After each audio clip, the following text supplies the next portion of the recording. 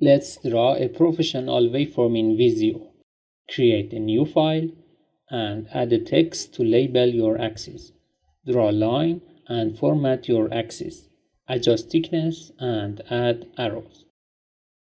Add grid lines and label the values.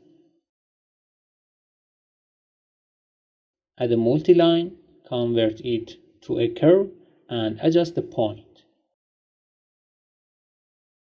Enhance your waveform by adding color and making points.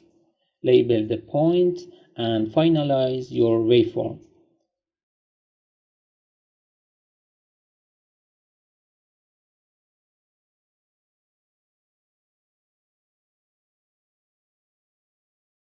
And that is how you draw a professional waveform in Visio.